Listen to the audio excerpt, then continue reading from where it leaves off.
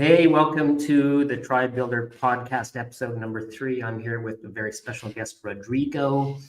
Hey, Rodrigo, thanks for coming on. Well, thank you for inviting me. I actually feel very privileged when you send the invite. I was like, yeah, absolutely. This is the type of thing that Sweet. I love to do. Sweet. Yeah. I was really interested in having you on because of what you've created with Mexpats, and just because, I thought I'd love to hang out with you and talk with you. Um, I guess to start, I'll tell the audience a little bit about you. I'll do my best. I mean, I'm sure I'm going to understand your story a lot more by the end of this conversation, but kind of the thing about you that made me think of you as being a guest is that you created the community, the organization called Mexpats, which is a large social movement of digital nomads. It's a Facebook group. When I first moved to Playa del Carmen, believe it or not, 7 years, six years ago, I think. Yeah. Wow. And I was just kind of getting my bearings living in Mexico, living in Playa del Carmen. That was like my go-to place. Ask people questions and stuff. I'd go in the Mexpats Facebook group and be like, "Hey, where can I buy this thing?"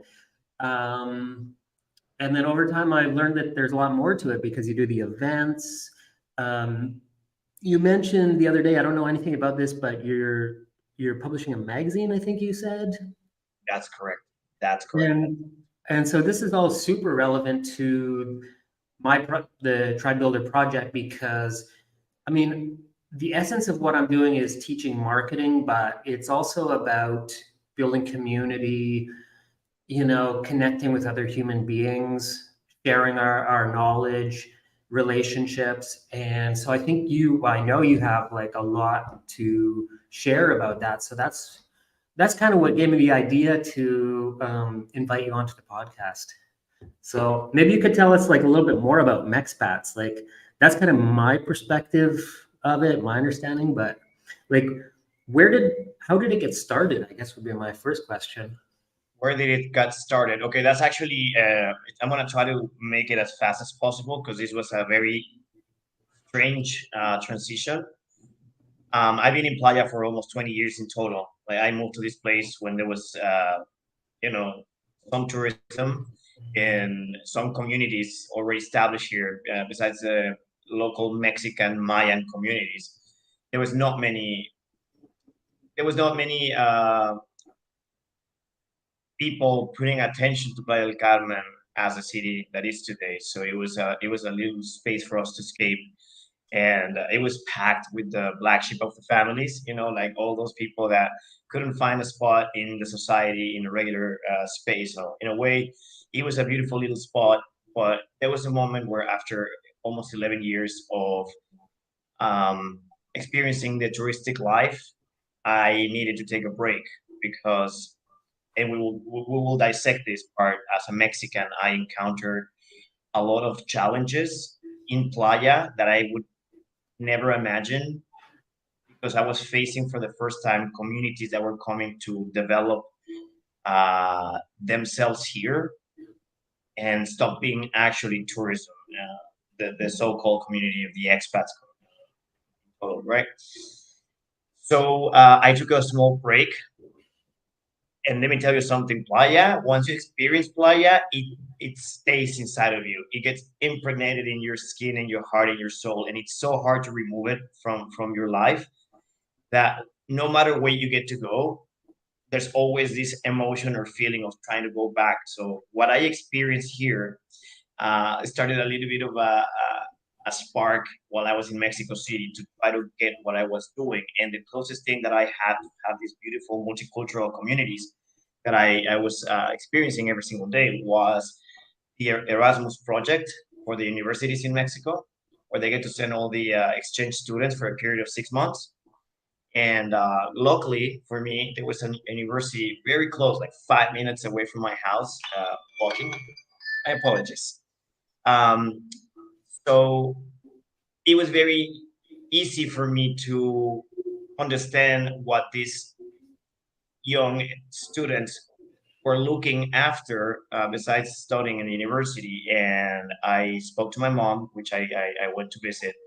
And I was like, okay, we have a house. Let's try to do something about it. And since my brothers are not here, and it's a massive house, my father left for us, let's make some money in a different way. So I went to the university.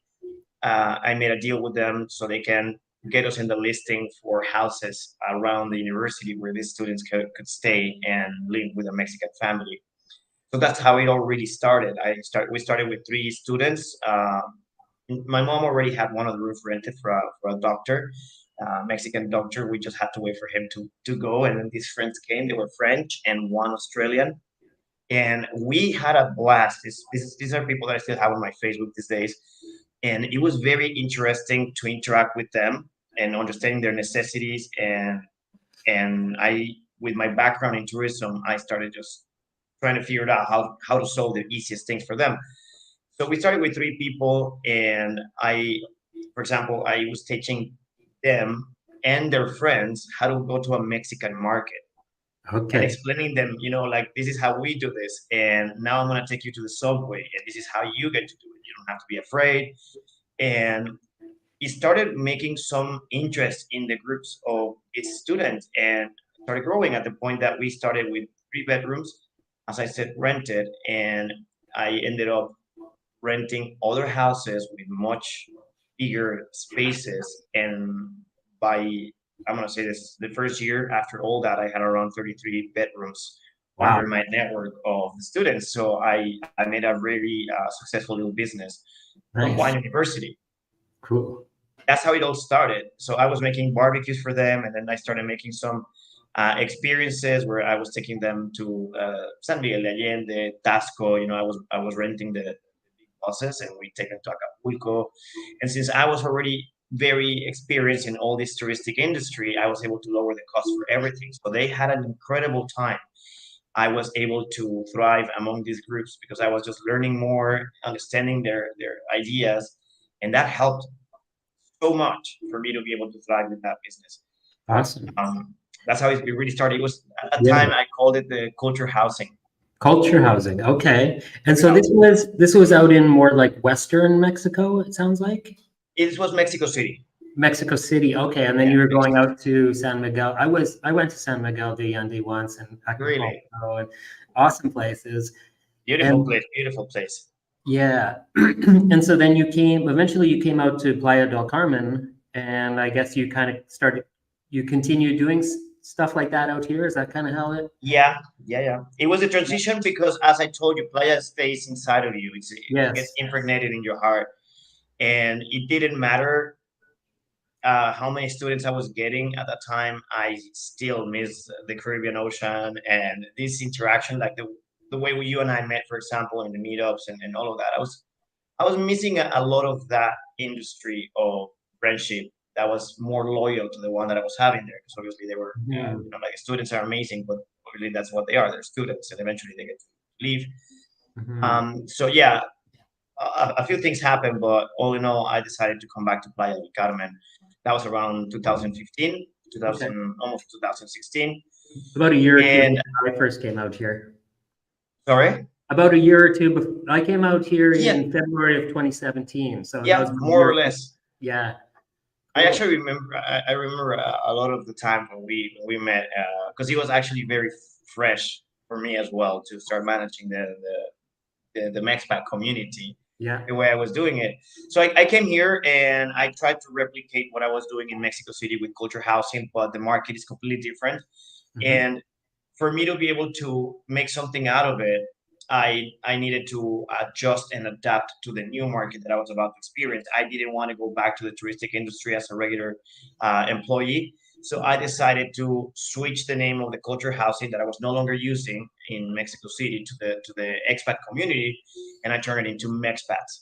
And I started just inviting everyone to be part of it, and it was actually a very complicated part of my life. It was chaotic to try to make that transition because I had no Really. idea what the expat community was after Mhm. compared to the students. They were completely different markets. That makes So sense. it Yeah. was so weird. Really. And like I completely agree with what you're saying about there's something about Playa del Carmen that kind of always makes you want to come back, or at least for some people, like there's this kind of a crass saying that we have here in Playa that Playa will either adopt you or abort you. I think they say like within 3 months. And it definitely adopted me. And I never had a plan to live here this long, and I've left at various times. Like I lived in Colombia for a year. I went back to Canada for 7 months at the beginning of the pandemic.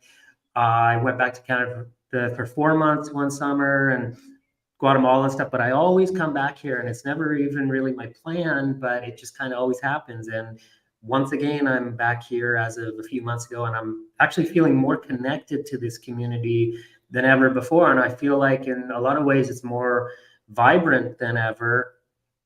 And definitely, you're right. There are a lot of, I think, black sheep here, people that, because it's a bit of a extreme thing to do to leave your country, leave a place where you know people and you're comfortable, well, maybe comfortable, hopefully, and get on a plane and go somewhere else and start a whole new life. And so I think that's where the Mexpats community is full of these people. And then obviously in recent years we've seen a lot of changes with people are now able to work online. So there's that whole crowd of people, and it's this whole mishmash. We've got professional poker players here, Yeah, a lot no of kidding. online teachers. I don't even know. I mean, I guess you have a lot more visibility. Like, what are some of the what are you seeing? What are The most common, well, these days, first of all, as you mentioned, yes, this place is packed with people with different backgrounds and very different identities. But I think the big majority are exactly what we defined before, the black sheep of the families. So these are very adventurous people with different ways of understanding what they want from their lives, and they became the digital nomads, right? There's plenty Mhm. of this, especially after the pandemic. Um, this is a cultural shock that I had because I was not understanding how this was possible to anyone to have a computer, travel around, and make some money. I come from a very stereotypical background as a Mexican. You get to work your hours, and despite the fact that Mexpats was giving me a lot of information for me to be able to detach from that lifestyle, it was a very small process that was also challenging and very frustrating because I was not understanding any of this. Like, how can these people come like that? And for example, I was not understanding the coaches, like the life coaches, right? I was like, That's why would anyone need a a, life coach to live, freely when we are in Playa del Carmen as adults and trying to take the right decisions? That's the thing that was more abundant when I noticed these very powerful changes in Playa with the new communities, and it was mostly women. Because I don't know if you know this, but the majority of the people in Playa, I think it's a 67% versus 40 something on the women's side. wow, didn't even Yeah, know that. yeah. That's There's more women in this area than there are men, and that's statistically crazy. speaking, yeah, it's great. I mean, I have heard a lot of women complaining about the fact that it's really hard to date in this place. Maybe that's why I found it like, oh, I'm like more popular here for some reason. It's a beautiful community, but yeah, that was my first impression. I was very interested in how can they make this happen. Like who needs a life coach? And then out of nowhere, there was like, oh, I'm a vegan cook, and I'm teaching people around how to do it. And then I even met a girl that does handstand for a living, traveling around. Handstand for a living, like teaching handstand or Yeah, just yeah. Yeah, teaching? like literally, she's teaching people on the stadium. I mean, I think she's gone by now. I haven't seen her in here, I guess. So the diversity of these opportunities is just vast. Like I have, there's a vast majority of coaches, especially these days, with spirituality as well. That to me Yeah. was a massive shock because I would never think in my life to see an opportunity over there, but I guess a lot of people did. And I mean, congratulations, honestly, if you get to detach yourself from the system by trying to do something that is different. Yeah. uh, you know my girlfriend, for example, she's Canadian, and she's a really well-known medium online, and Oh, no she way, I has, didn't I know that. think, yeah, yeah, Cool. she's very successful and she has a great reputation. And like 5 years back, this would be almost impossible for me to believe, but I am so used to these Mhm. communities that I'm not surprised anymore. But every single day, someone gets to surprise me with something different that I would never think. And I've got a theory about that, like the spirituality of Playa del Carmen and really the Riviera Maya in general. Like obviously Tulum is very woo-woo. I think it might have something to do with the history of the Mayan people here, because they were so philosophical and so fascinating, and there's the ideas about maybe they happened. I don't. Okay, like maybe their consciousness left to go to another dimension like 500 years ago because they're. Do you know about this? Have you heard about this? I definitely embark myself into that little world, because obviously there's, as I told you, there's more women in this town than men. Yeah. And there was a point in my life where I've been very connected to multiple communities, and this one, when it started coming to Playa, and as an extension of the Tulum communities, I was very curious about it. And I started, like seeing what they were doing with it and selling ayahuasca retreats and Yeah. all of these things that were just like, to me, even today, I still think it's a lot of, there's a lot of misunderstandings, and people is, Mhm. still taking advantage of it in their own way. And I say, like, kudos, congratulations for being able to do it. To me, as a Mexican, that people tell me like, "Oh, you have never tried the ayahuasca, you have never done the mushrooms, you have." I'm like, no, like, why would I do that? Like, we have a whole different perception of these things. Mhm. And these days, we have to be more open and flexible with the communities. We have to accept them the way they are. But obviously, we have had some clash between certain communities and what we get to Mhm. believe that is really happening. And Mhm. yeah, there's a mix of emotions with all of this. The part that makes me really happy is that people still coming to Mexico and feeling a little bit more adventurous of staying longer time, no matter what they get to choose and how they get to choose to stay here. But it is a little bit weird some days that people are trying to, like, use things that we had for since our ancestors, but Yeah. they were never promoted as medicine. And Okay. I'm so used to, like, small towns where my family comes from, and you get to visit them, and then they have an actual shaman. And then I get to see a guy that looks like a Brian, with long hair, like tied up with a man bun, and he has muscles all over his body. Like, he blinks and he has a six pack in his eye, like, the perfect people. Mhm. And they've been in Bali or a place for a month, and then out of nowhere, they're not. He's no longer Brian. He's Rawa Parvi, shaman. I know. I Anything, know these like, guys. to me, that cultural clash, very interesting. I accept it. Mhm. I don't fight it anymore. But it has been definitely an interesting change to adapt to Yeah. as a Mexican, with all these communities that now are requiring more and more. I can imagine, and I've had a lot of experiences with that stuff, and I think it's like this blend of, there's some of the most beautiful beaches in the world here, and so there's the all-inclusive resorts and the people who want to come here and sip margaritas on the beach, and then there's that other crowd that are going to the Mayan ruins, and there are the ancestral medicines Yeah, available, and I had an experience. I mean, I'm not going to give away too much details about who this was as an individual, but I met a shaman here in Playa del Carmen, and I did some of these ancestral medicines with him, and I found them to be very life changing. And I had this really incredible synchronistic experience because I took a bus down into the south of Mexico and then across the border into Guatemala, and I was in this really hippie place where there were all these posters of like different ceremonies and workshops and stuff. And there was one yeah. advertising Cambo and Bufo alvarius and ayahuasca and stuff. And I thought, oh, I think I'd be interested in doing something like that again. But I think I want to do it with the same shaman I did before in Mexico. And then I walked down the street, and then there he was. And this was like south of Guatemala, like probably, I mean, I did it over many, many, many days, but this is probably 30, 40 hours on the bus, like totally different region of the world. Yeah. And it was the same guy.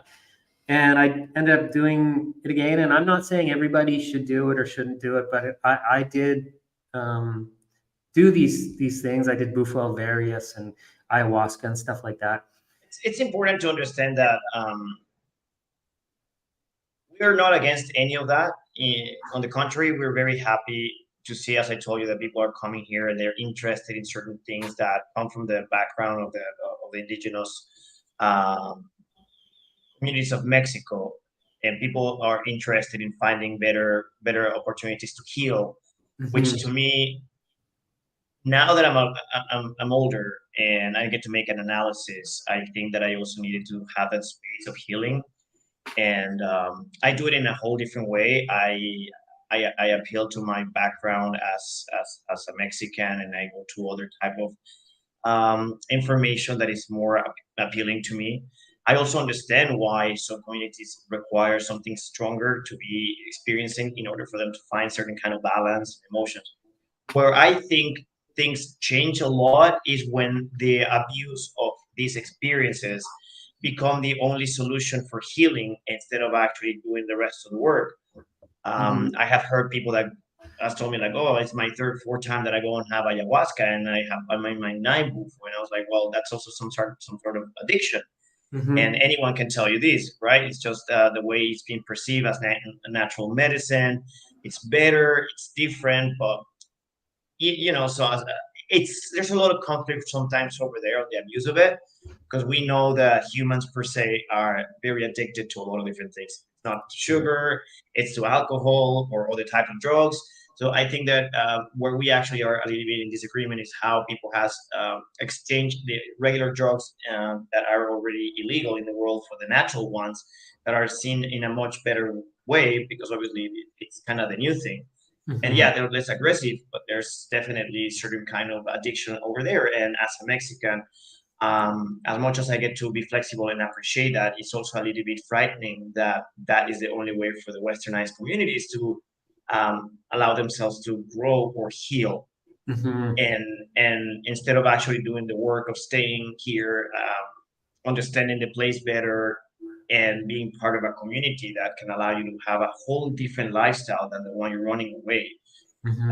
And if you're finding any of these resources on the natural medicine, that's perfect. But you do the work, be part of the place, enjoy, learn another language, understand that the limits that we have in other countries that are called as the so-called first world countries are not the same ones as third world country. So therefore, you might be better accepted if you only get to be a good person and you try to make the effort to connect with the space. Part of Mhm. the nature of us as humans is communication, and communication is extremely healing. You don't need anything else but to be able to express, to communicate your fears, your pain, and what better solution than talking to new people that may be having different opportunities for you to say like, hey, you know what, my brother, we understand that you've been rejected in specific societies in the first world countries, maybe because of this, but exactly who you are is exactly what we want to have here as a friend. Mhm. And that is also very relieving and healing, I guess, to a lot of the communities. But since sometimes the interest of these new travelers remains only on the experience per se of coming to the jungle and going to this, they never allow themselves to be part of the place. Mhm. Therefore, I guess a lot of the work stays far behind from where it should be taking them to Mhm. find that solution they've been looking for a long time. Yeah, and I think that a lot of people see the ancestral medicines as being like a shortcut to trying to feel okay and heal themselves, and people are Yeah, screwed up. And I think maybe a lot of the pain and anxiety and suffering that people are experiencing is because they're disconnected from other people. They don't know how to have friendships and community. I think And I'm sorry for interrupting you, but go this for is a it. very important point. I think what you're saying right now, it's one of the reasons why I'm still surprised about how people get to come with these westernized mentalities. to have everything on the fast food service. I call this the fast food spirituality. It's like I needed everything now. I need to be abundant now. I need to be successful now. I need to have all of these experiences by traveling now. There's no patience. There's no. It feels like they've been pushed to experience the world as if they were inhaling any kind of materials. Yeah. It's like I need to have it now, now, now, now. And since I'm gonna go to Greece next year, I need to do all these experiences with the natural medicine. So I need to be healed by the time I get to be there, so I can find the woman or the man of my life and being in tune with the universe. So this fast food spirituality has forced a lot of these communities to not really be themselves and heal in a more natural way. I mean, our bodies have always been telling us the real formula. Like, you cut yourself, your body starts healing. You have to wait for it to just, let the blood gets dry and it just goes around your body, and eventually you get to have a mark and there's a scar. And that's the beauty of it. What a lot of people are, sometimes I feel they're doing is coming like, oh, I cut myself. Okay, give me alcohol and the Band-Aid right now, and I'm just gonna patch it, and I'm gonna call it like ultra medicine, something like that. Might be somewhere there, right? So it's a little bit frightening. But on the other hand, I'm learning a lot about the people that are allowing themselves to go there, because it's very brave as well from many of you guys coming to try to test other formulas and options to find a more stable emotional life within this beautiful world that we have these days. But so you have to, cope everything with your work, traveling, making money, making the right amount of money to sustain your lifestyles. The digital nomads definitely have come with a lot of knowledge to the people in Playa del Carmen, with all of these elements happening at the same time. Yeah, and I'm definitely guilty of.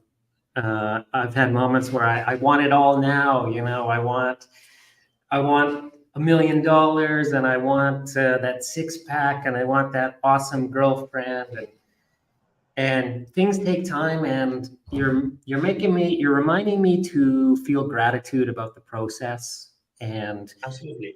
gratitude for what what I do have going on, and not focus on what I'm still working towards. And at the same time, I've been doing my stuff for a while, and it's really starting to reach fruition, and it's really exciting. And with my online coaching business, I'm really looking at what other people are doing. And I was interacting with this 20-year-old kid the other day, and he's doing basically the same thing that I'm doing. And he's selling a $6,000 course, and it includes one meeting with him. And I'm thinking, like, he's impressive. I'm not gonna lie, he's pretty impressive. But I'm thinking, how much could he possibly know about teaching somebody how to build an online coaching business if he's only 20 years old? But he's saying, like, I'm designing my business not to make as much money as I don't want to make $100,000 a month. I only want to make $30,000 a month and have way more free time. And I guess some people, they don't have a lot of struggle in their life or whatever, and they're just kind of blessed.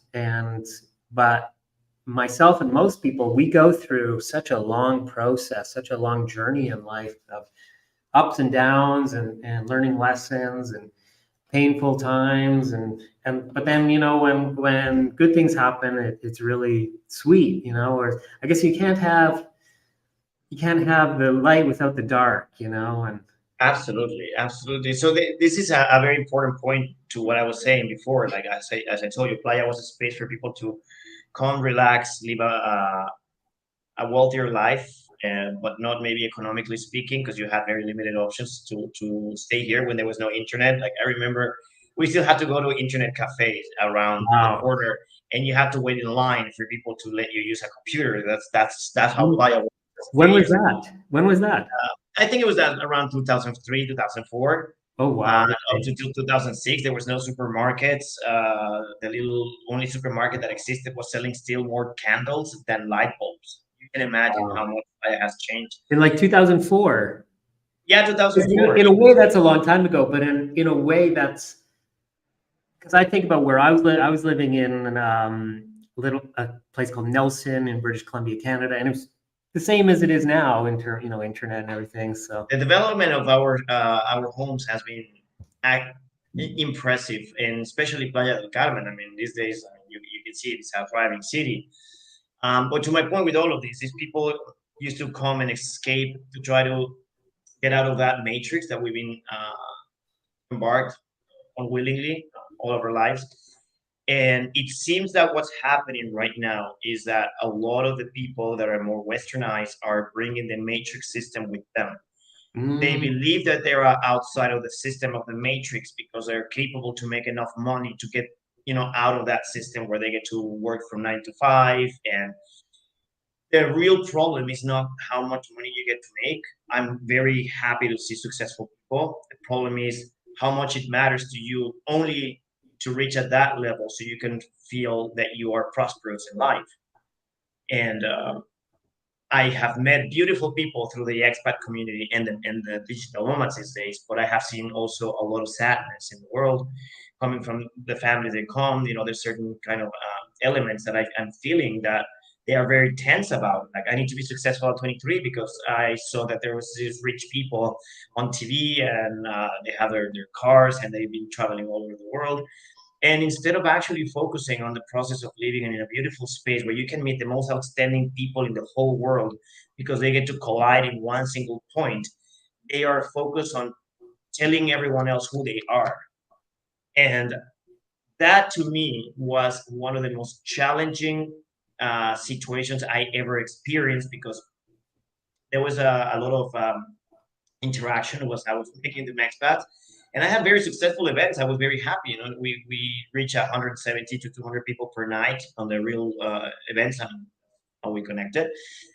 And I met some sort of let's just say very private people with very successful businesses in over the $1 million a year, and very humble, very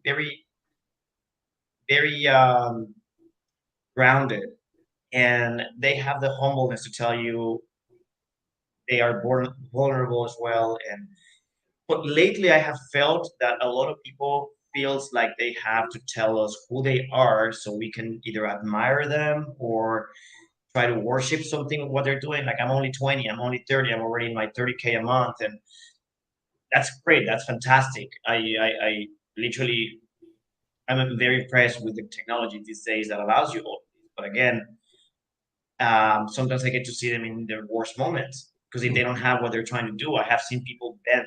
Like, the pandemic put a lot of people against the wall, mhm. and they took the news of not making their 3, 4,000, $5,000 a month as good as a lot of the families that were already here in Mexico with very little resources, still managing to be able to provide for the family in a very complicated way as well. Emotionally they were not as broken, and that's something that surprised me a lot. I used to think a lot about these expat and digital nomad communities are super powerful people that I never had access to, and my own limits. That was my personal mental limit, obviously. Anyone that was coming from the outside had more opportunities, and they were doing it better just because they were learning different different tools. And after the pandemic, and by hanging out with a lot of these people, what I learned is that everybody has very similar problems as ours. The difference is that they rarely get to experience it, and when they experience it, they they get into a bubble of chaos that is really hard to get them out. And Hmm. I'm very grateful for having the capacity to talk to many of them and assist them when Hmm. I when it's needed, as a friend, as a supporter, because I have understood that very little times they had the group to talk to be embraced and say, it's okay, you're not gonna die. It's only, Mhm. we understand that you have expenses, but it's not the end of the world. Let's go to the ocean, swim, and enjoy the process. We still have 20 pesos, 20 pesos quesadillas in the corner. I'm gonna take you there. You don't have to stress about not eating at Sonora Grill every single night. So this is the clash that I was just like, I had to humanize the idea that the digital nomads were very powerful, economically speaking, people. Now I get to see all of you as equals on the human level with very limited opportunities sometimes. in other ways where we have thrived faster because we always live in the chaotic situation of not having that much money, not having many opportunities, education. We still have a little bit of those issues with other people with better privileges. Mhm. So I learned a lot, and it helped me to heal a lot. Understanding that people that had money also had so many people with, so many problems at the same time, and it made me feel so much more calm with the process Mhm. of me building my business. And Mhm. now I'm not in a rush of making the $10,000, $20,000 a month. I'm like, okay, I'm doing better, much better than before. I don't Mhm. work from 9 to 5. I am not a digital nomad, Mhm. but I'm fine. I'm happy. Awesome. I get to meet people like you, my girlfriend, which is an outstanding woman. I have never met anyone with the capacity to communicate with me the way she does. Wow. And my one of my best friends is an extremely successful person with different businesses that has taught me the founding foundation of what she did and how she did it. Oh, So nice. it's very healing, to be honest with you, to have that Mhm. communication with people. And I think that's something that I would definitely love to help more in the community of the digital nomads and some of the expats, Mhm. trying to create that awareness. I'm one thing I'm learning about you during this conversation is a sense of your connectedness to your Mexican roots because Playa del Carmen, it's in Mexico, and yes, there is a very large Mexican flavor to it, but it's not Yep. pure Mexican. It's its own thing. There's people from all over the world, and you're very so active in a mover and shaker in the this unique community. And I never knew that you were so connected to your Mexican roots. And at the moment, I'm living in the neighborhood of Colosio, which is like a very local neighborhood. And I I see, love Colosio.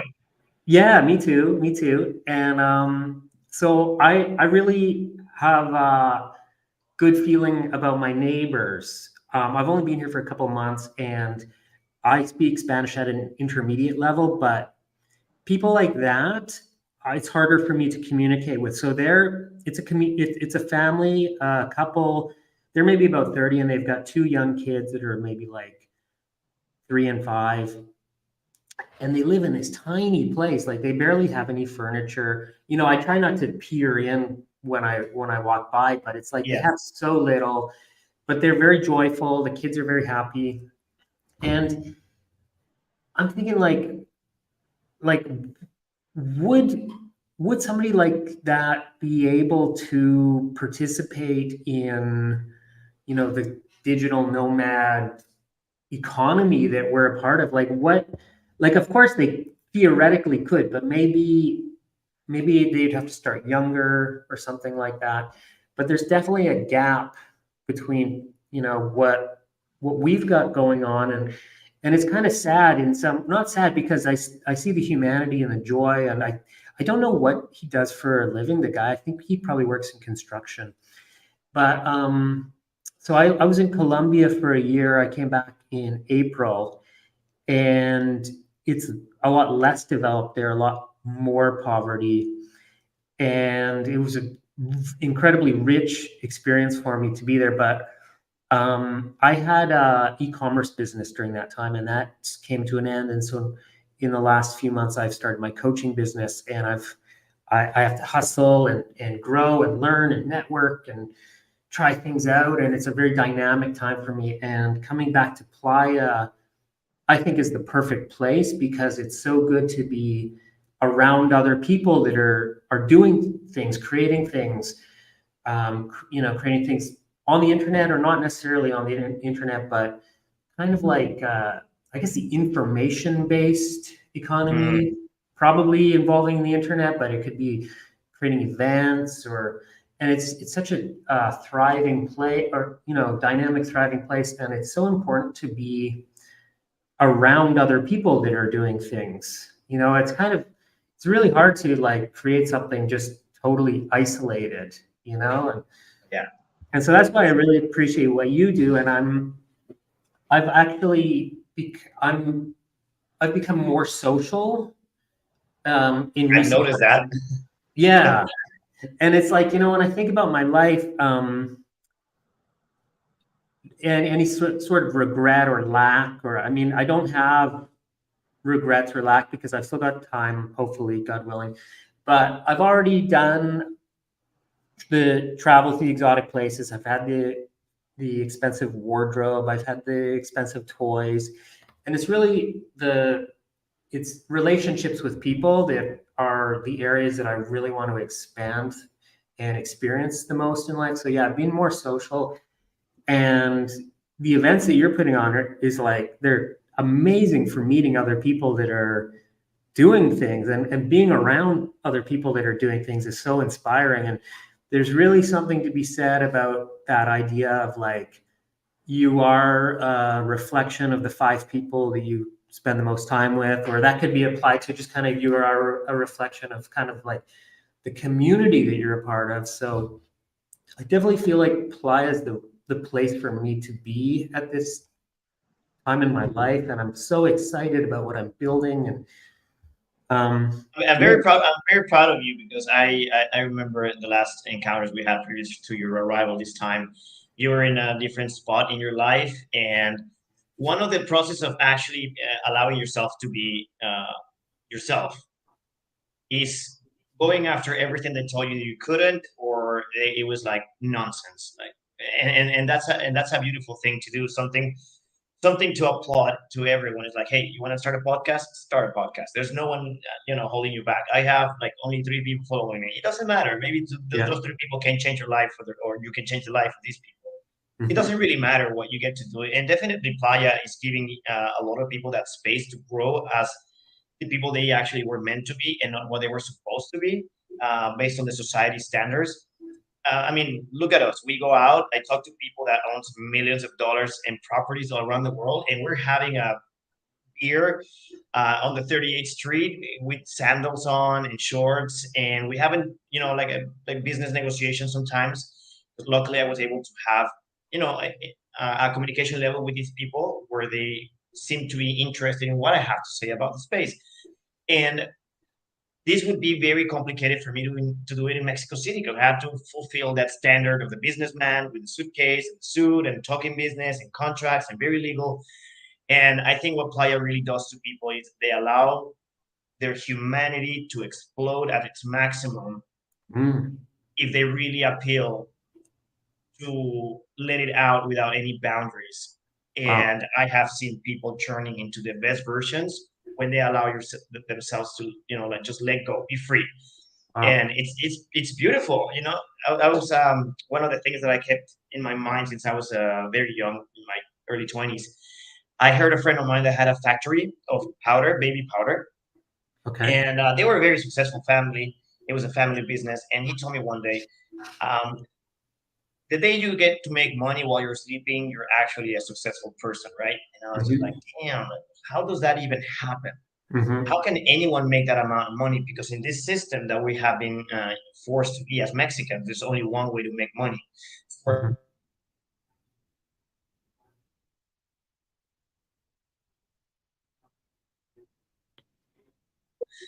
Well, when I moved to Playa, I understood that there's a capacity to make everything you want to do and still make money and get yourself out of that matrix. But you definitely have to be with the right people. Mhm. And this is a beautiful thing. Something that I'm very happy and proud of is, as you said, I started with the meetups. First one had 3 people coming. Okay. Nice. That's how most great things start out like It that. started like that, and then I made some power connections through a very good friend of mine. His name is Giacomo. You might know him, and he was the one that taught me a little bit more the business of how to attracting the audiences. We made a really good team collaborating together, and then eventually we split. But I learned a lot from him, and then we had 10, 15, 50 people, 30 people, sorry, 70, 80, 100, to a level that we actually reached 200 people per night. Awesome. And it's that patience and that consistency that allows you to start seeing and understanding the opportunities that you have outside of that system that has been implanted on us, and at the same time allowing yourself to be. So not only the meetups, we also started a stand-up comedy show that was the founder of it in Playa was Adam Palmer. It's an artist, and he started doing the comedy. And I always wanted to do comedy. I was like, I think I could do some stand-up comedy, and let me try Yeah. it. And I was not good at all at the beginning. Of course, I don't think I'm the best, but I definitely have improved. But the fact that they allow me to do it, and the expat and digital nomad community embrace me as a non-English speaker, still doing my comedy with them. You know what? It's just the most amazing experience of my life. I have done everything I ever wanted to do in this place. I travel around the world with my own resources. I met incredible people that I get to talk to, people that are extremely successful. I would have never dreamed to do anything like that in Mexico because I would never be myself. And it's exactly who I am these days that allow people to feel comfortable with what I get to do and who I am in order to them to share something just like yourself. I'm like, yeah, I want to share something with you. Perfect.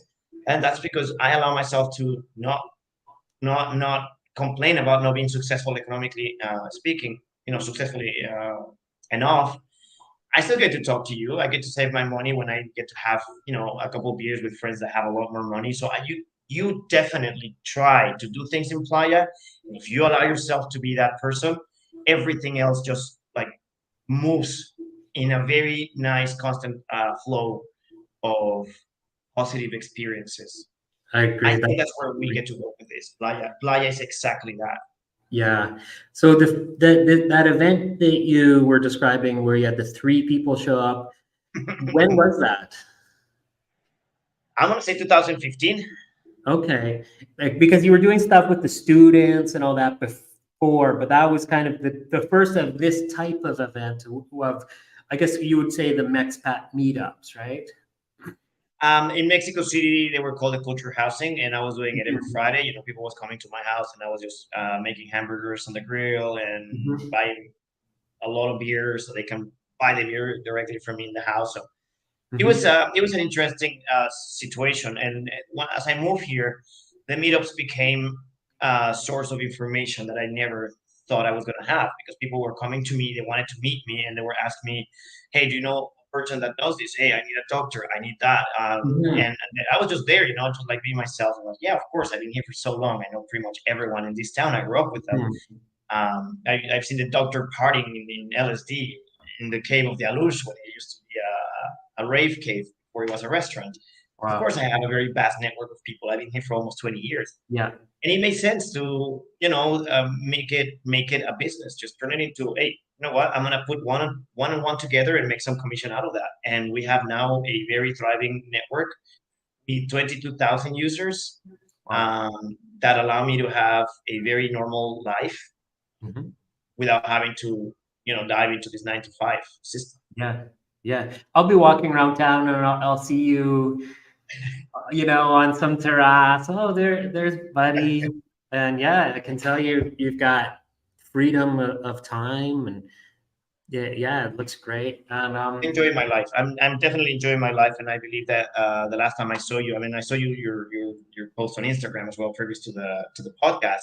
yeah, sorry I about mean, the spelling. Sorry about that. I need no, to no, that's fine. learn. What I'm saying is like, dude, like, how often can you do that when you live in a city that doesn't allow you to be yourself? You go to the ocean, you're in the middle of the Caribbean. Just tell ten you, okay, o'clock I'm in the gonna do a morning. podcast later.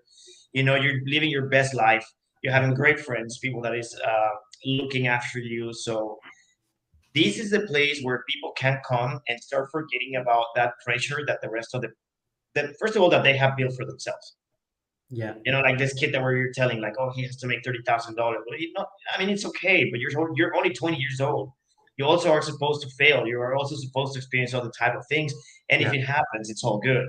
Yeah. Right? Welcome to Playa, where you can be yourself and allow yourself to feel defeat and still be happy. Mhm. One of the few places where you can have it. Yeah. So I wanna, I want to pick your brain a little bit. Like, so you did the event with three people and you kept doing more events and they kept growing bigger and bigger. What are some and you mentioned that you were collaborating with a friend who had a lot of knowledge about this. What are some of the understandings that you acquired that allowed you to make these events bigger and bigger? Hmm. Number one, acknowledging that you don't know all. You might have a great intention, but you don't have all the skills. So asking for help to execute the things that you don't know is actually the smartest thing you can do. It's a little bit egocentric sometimes, like I want to do it myself and I want to be called the Mexpat guy or the guy that makes the events. And then you can deliver the experience that you're promising because you don't have the skills on how to convince a catering to come and give you certain things in exchange for publicity and all of that. So I think the first point to this will be humble enough to ask for help because there's people out there with better skills than yours, or actually very experienced people that can teach you how to do things. Mm-hmm. And be humble, like literally be humble and ask for help. Mm-hmm. Nothing wrong. And if you have to share your money with them, it's money well spent. You are not paying a school to learn those type skills. Mm. That is the education, is the experience of doing it. So Definitely, worth definitely. investing in. That's Mm-hmm. number one. And then consistency. Consistency has been one of the key elements to any business. I mean, you can see any podcast about business, and the majority of the successful people get to tell you, like, I mean, just Jeff Bezos and Gary Vee, and I mean, these are people that consistently keep trying over and over and over with the same product, and nobody believed. So I think even on the growth of a community, consistency and being persistent with people to remind them who you are and what you want, it's a key. It's key to Mm-hmm. all of this business. Why? Because I used to make my live videos, despite the fact that people didn't like me, and I know there's a lot of people who don't like me because I'm. It's like that. You can be appreciated by everyone. By the time I had around 8,000, 9,000 people, I used to open the camera for the group and go like, "Hey guys, we're gonna try this restaurant. I'm gonna do this. I'm gonna eat these tostadas, and or hey, we're gonna be in this place for the event." And that consistency allowed me to create a connection with people. Was like, "Hey, you're the guy from the video. Where's gonna be the next party? Hey, can we talk? Would you like to sit down?" And I used to do that so often, at the point that I'm I just didn't even remembering want to. that. I remember because I was part of the group.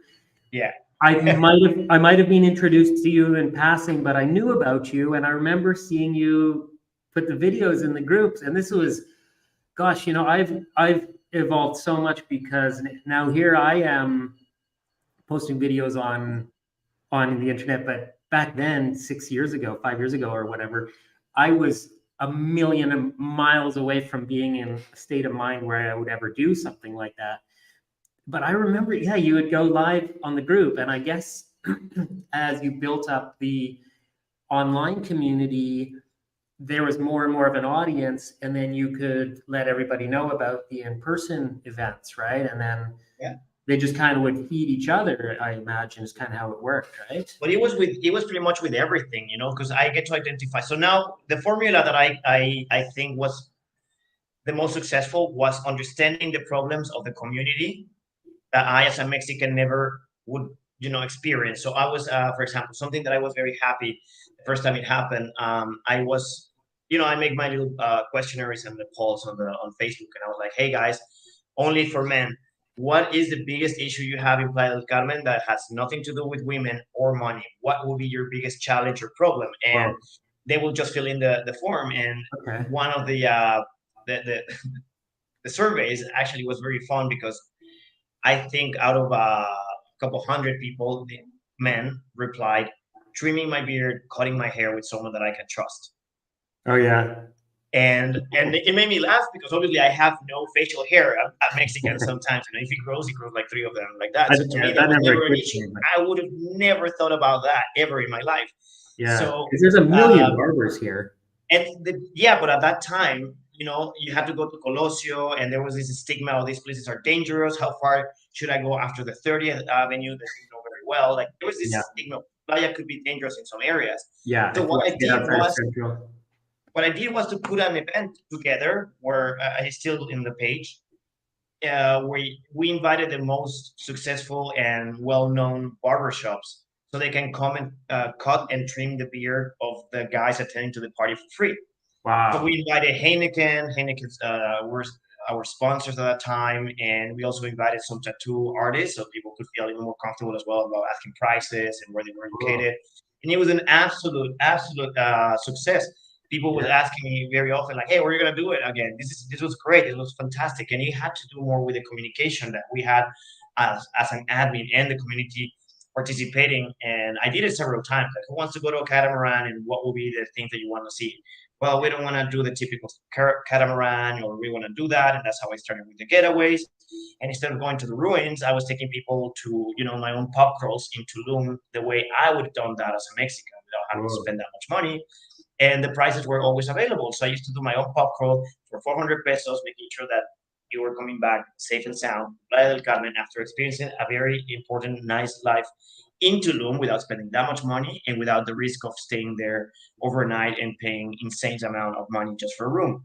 Hmm. So that's, I think, what made Mexpats the very the brand that it was for a long period of time. It was Just human asking element. asking people what they want or what Yeah, they need, what they're interested in, what problems they're having. That's so like the essence of relating to people, I guess, right? Is yeah. wow. And we are, and we Mexicans are very accommodating. We like to help our people, Hmm. our own and other foreigners. We have never had that challenge of like, oh, you're from some other place. We don't want to talk to you. On the contrary, if we get to see you're struggling, someone's going to help you to carry your bags. If they get to see you're struggling with that, especially for women here, that happens often. That go to a supermarket and there's like always someone trying to help you to the taxi.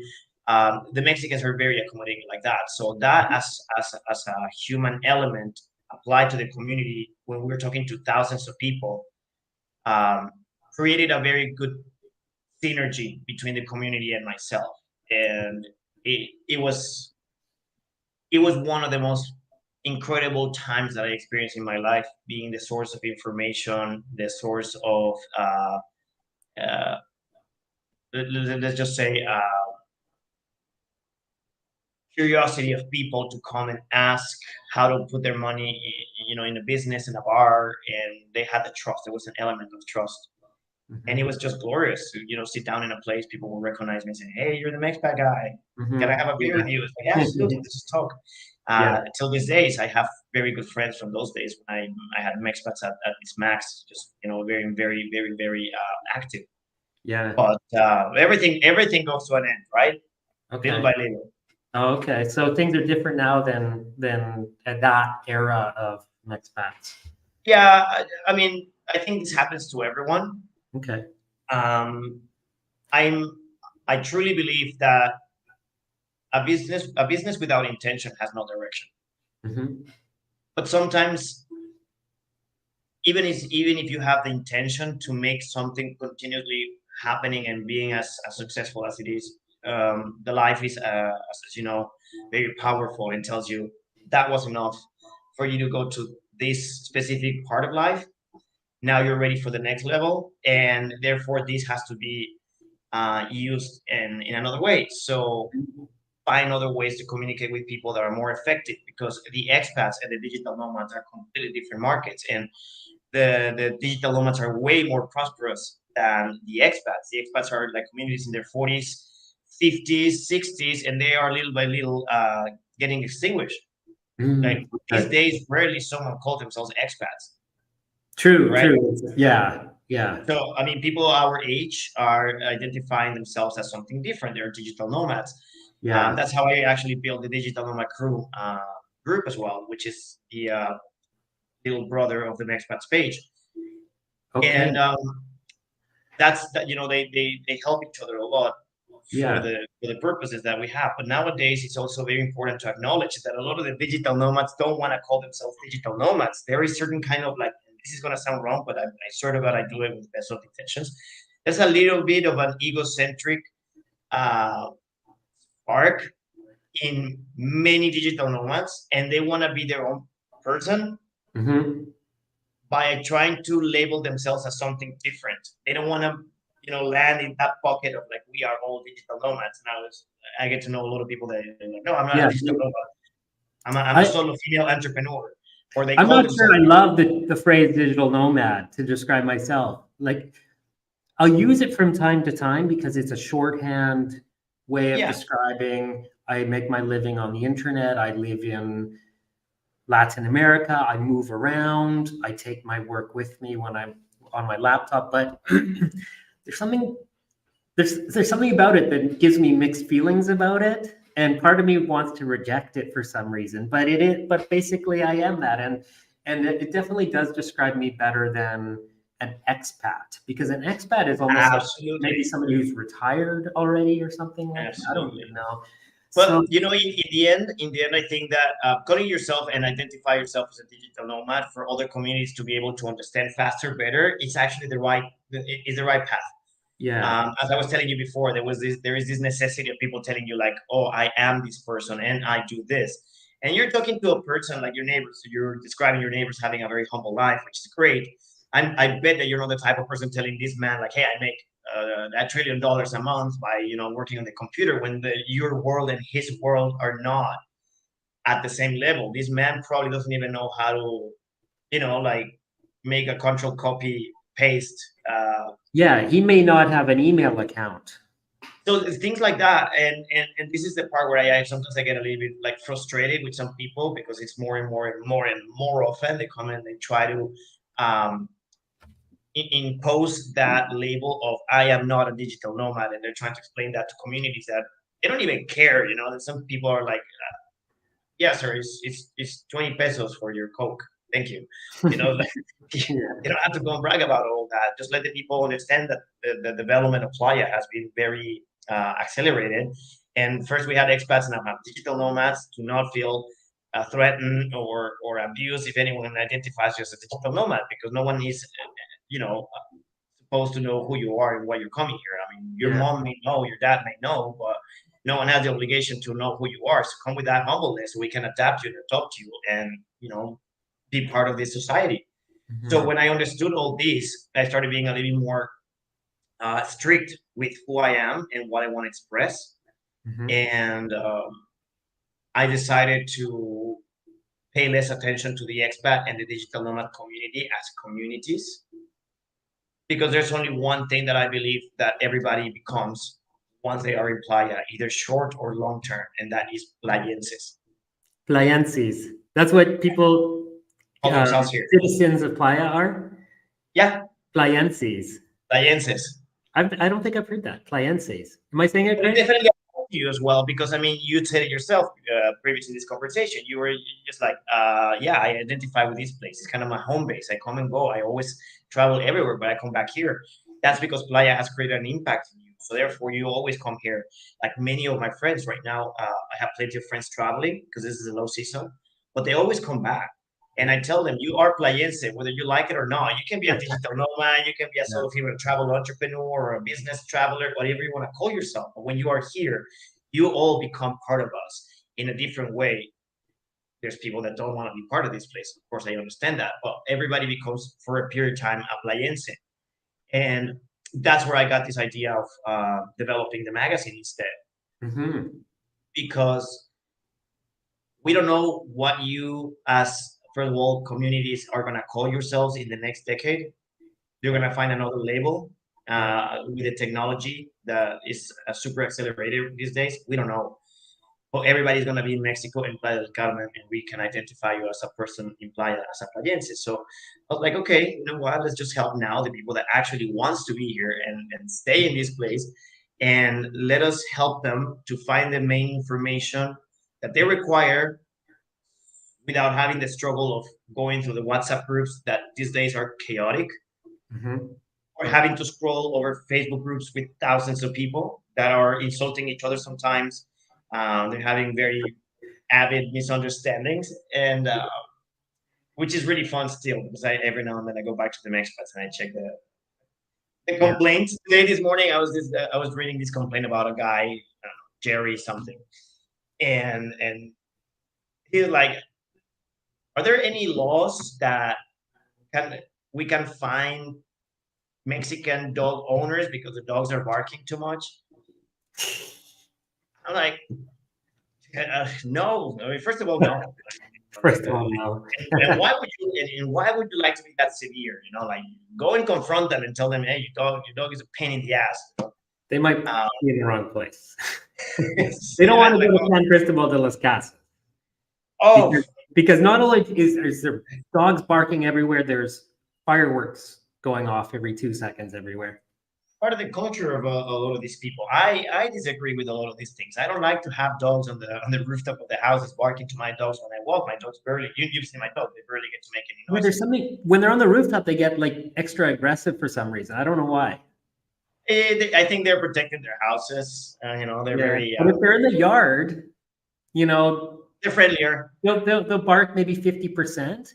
But if they're on the roof, they just go ballistic. Crazy. Yeah. I don't like it. We're definitely working on some things. I heard better improvements in certain laws that will help people to be more kind to their animals. But Mhm. it's part of a process that the society in Mexico has to understand because the education that they have is minimal.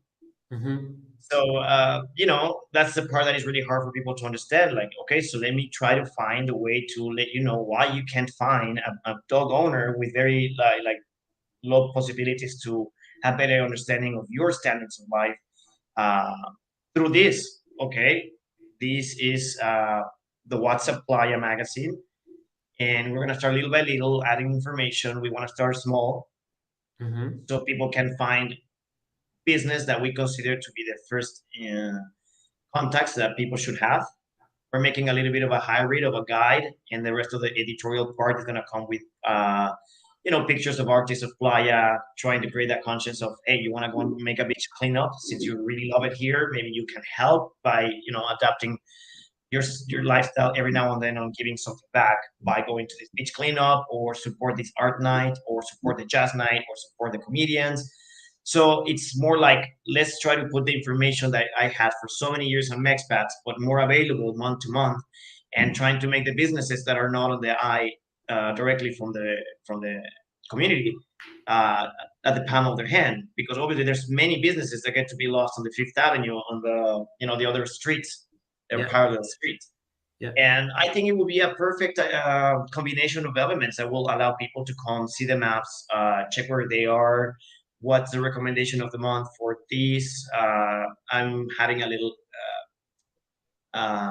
page that is called Nomads to follow, because I get to consider there's a lot of digital nomads with incredible value that want to share something. So we are creating that tunnel of information between what Playa is, could be businesses, and then the rest of what makes Playa Playa. So Mhm. that's why the whole project has been very, very, very small, but also very slow because we want to deliver the best of the best, but we want to start small so we don't get to fail massively. Okay. Yeah, and so this new project of yours, it's brand new to me. I didn't even know about it until you mentioned it the other day. Is it like what is it exactly? Is it like a print magazine? Is it an online magazine? No, it's an online magazine that we're about to release. Okay. We're gonna release it as a PDF because we have Oh, cool. we have seen that by doing it as a PDF, we would have the capacity to lower our costs. Totally. And small businesses that don't have the budget to pay for an online magazine price, but sometimes they also get to print. Like the average on an online magazine is between 2,000 to 10,000 pesos, depending on the magazine. So small businesses obviously they can't afford month to month to invest 2,000 pesos, 10,000 pesos, and so what we did is like, okay, we're gonna keep it as a PDF. I mean, you of course can print it if you want as a PDF, but it's completely unnecessary. Mhm. That way, my cost only relies on my business partner, which is my friend and also the graphic designer of sub director of the magazine. Mhm. So our cost minimized like that, and that way we can help more businesses because obviously we need to survive. So we're making a small little program for subscribers. The Mhm. magazine is free for the users, but the businesses can subscribe and get beneficial pricing all year Okay. long. And we made the prices based on the low season. So they will always have the prices as if they were on a low season, trying to give them the promise to participate whenever they need, whenever they feel like it, and get access to all of you as a very powerful community that is in the interest of finding Okay. Okay. I think I'm understanding it. So you've got this this huge audience that you've built up over the years in Mexpats, and I still want to learn more about how you kind of got that critical mass of users because once you've got that for community, more people are going to jump in. But how to get it started, I'd love to learn more about that. And so with the magazine, it sounds to me like you're working with local businesses and kind of introducing them to your large online community, Correct. right? Yeah. We have around 150 people subscribing per week. Okay. These could be people about to land in Mexico, and therefore they're probably going to need a lot of insight of what the place really looks like. A lot of people are coming, like, completely blind on what Playa really is. So, little by little, a magazine that is powerful enough to sustain all that information in within its pages, so you don't have to go and ask every single time, where do I find this, where do I find that, which one's Okay. going to give me the best price. I'm already filtering the businesses, because obviously I'm also responsible for whatever I get to promote. So I've tried. Yeah. So for somebody, sorry if I'm talking over you, you've frozen on my side. I'm not sure if you can hear me. Um, it sounds to me like if a person is just arriving in Playa, they're a digital nomad, this magazine is a perfect resource for them to find everything that they're looking for to start to set up their life here. Am I understanding that correctly? Like where they can go for all their needs and all their kind of wants as well. Like what are That's some of correct. the things that they'll find in the magazine? Can you repeat the last part? What are some of the things that people will find in the magazine? Well, I'm going to try to show you quickly. It's not released yet, so you might be the first one to see something like that. These are the events happening in the next month. Okay. So you're gonna be able to find and locate all that. There's information from the digital nomads.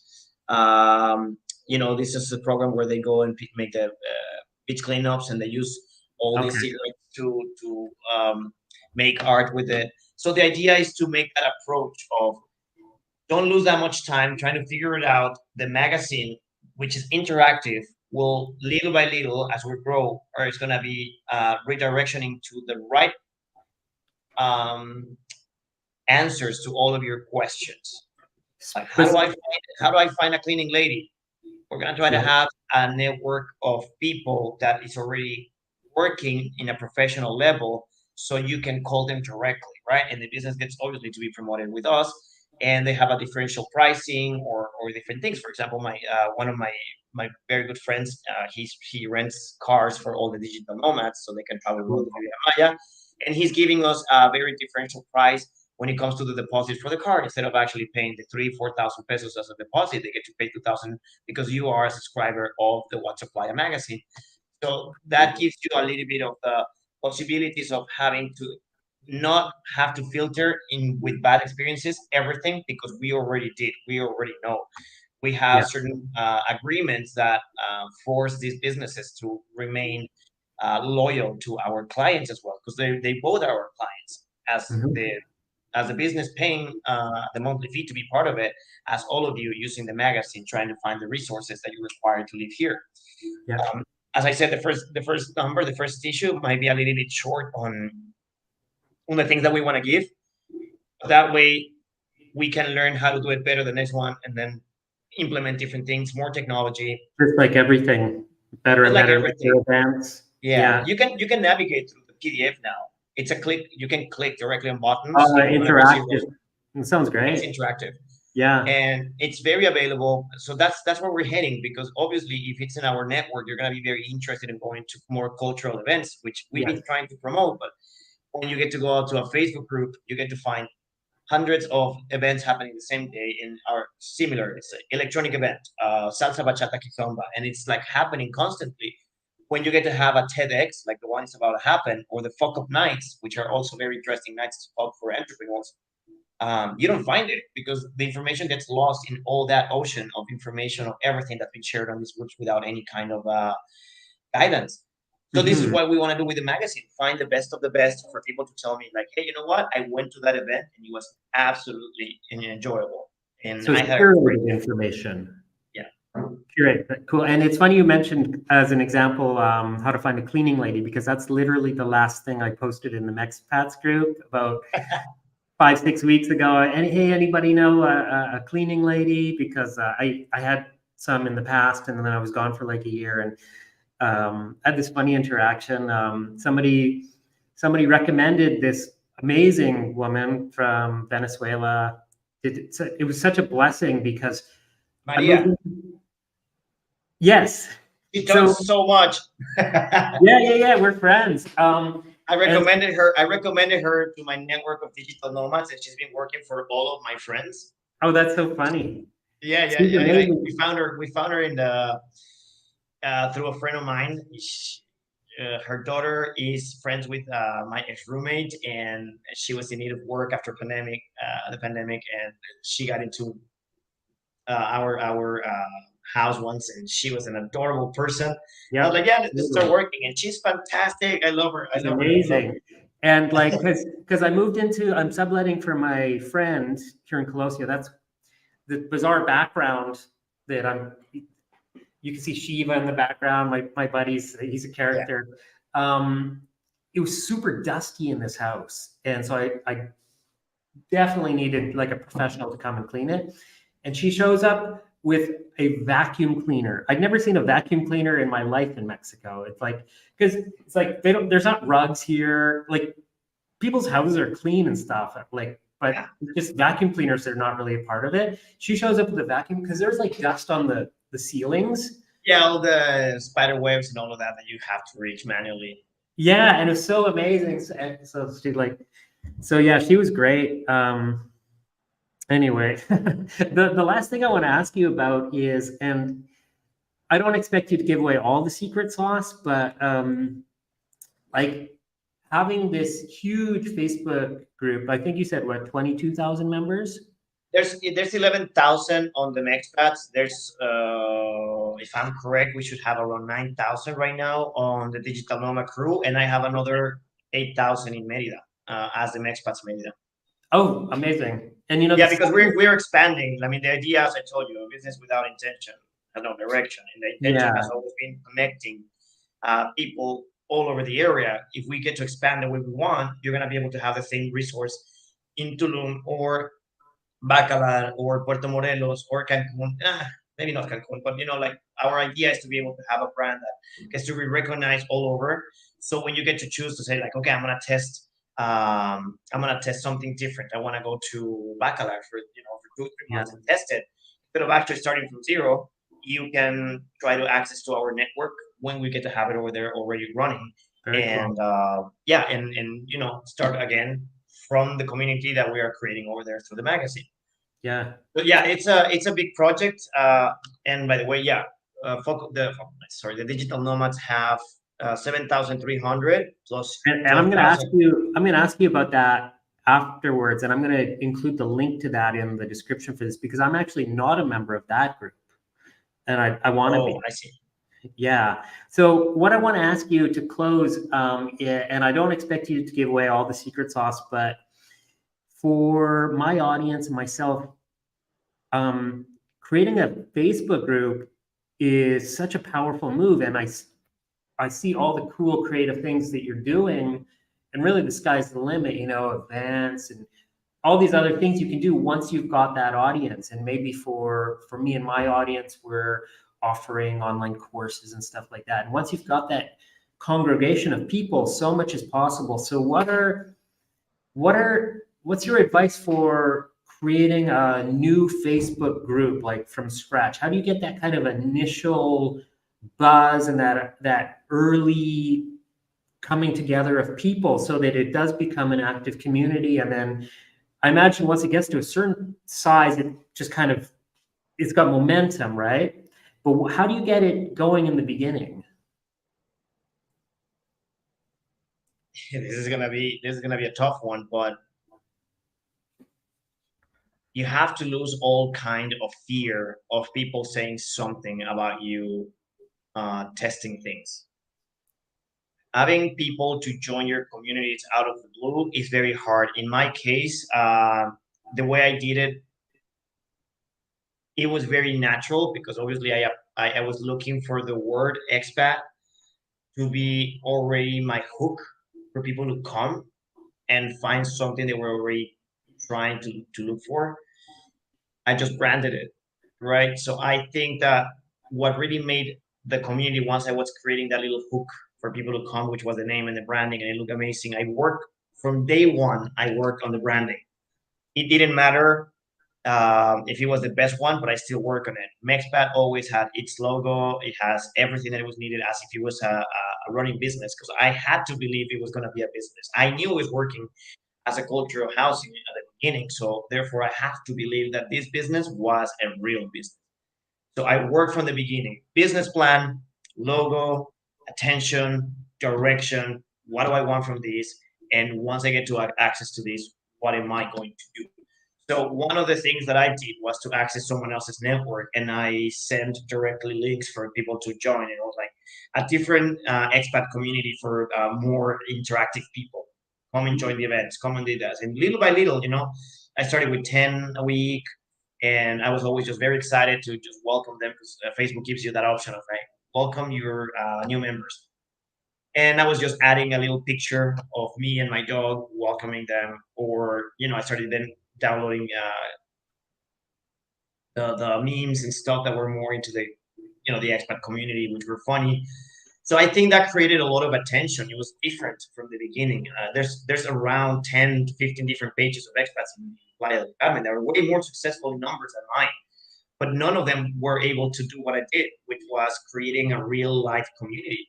You can see them; they participate, they text often. They have 23,000. One has around 30,000, but you never get to see them going above and beyond for their own people. So they share. And I think it has to do with the fact that all of them are foreigners managing pages for foreigners in the same format. And I am the only Mexican. I was the sole admin of all the group, whereas they are around 5 to 10 people managing those groups. So I guess there was no communication between them to put things together and move forward. Whereas I never had anyone to discuss. Like, I want to make an event, I'm gonna make an event. I want to make a stand-up comedy after Adam leaves, I'm gonna try to do it. And testing all the time. So believe that this thing is already running, make the best out of it, understand that it has a time limit. People loses interest if you're not capable to keep track of everything that is happening outside and inside the Facebook groups. So be as human as possible behind the screen. I think that was a major success of Mexpats. There was always a human element connecting them. Amazing. Yeah. Yeah. And there's a concept that I teach in some of this stuff, my course and stuff, the attractive character of the business. And it doesn't necessarily mean physically attractive, although it can be. In our case, obviously it is. And you and your dog was kind of the attractive character. And so it did give that face, that humanity to the group. And so I love that idea. So you're welcoming them, and then you're inviting them in other communities, and I posting rich, interesting content on a regular basis. Something that has to do with your community, but as I said, you have to go above and beyond. Right now, for example, we have this theme with the AI. Yeah. Right? It's all over the place, and it's undeniable that if you don't do anything that um, is attractive to people through something that is everywhere, chat GPT and all of that, you start losing a little bit of that traction because someone else is going to do it in a different way. So for example, I'm just going to give you a quick example. I did this, I learned how to do this on AI. It's the logo of Mexpats, but Oh, I've been cool. testing it. So some people texted me like, "Oh, that's really neat. How do you do it?" And I was like, "Well, I was just not using this channel to learn." And somehow it's still, despite the fact that I'm not paying that much attention, it it helped a lot to connect with the audiences that are coming with different interests. It was Okay. the This was the picture that I was using for my welcome. As you can see, there's already a logo. You can really see it.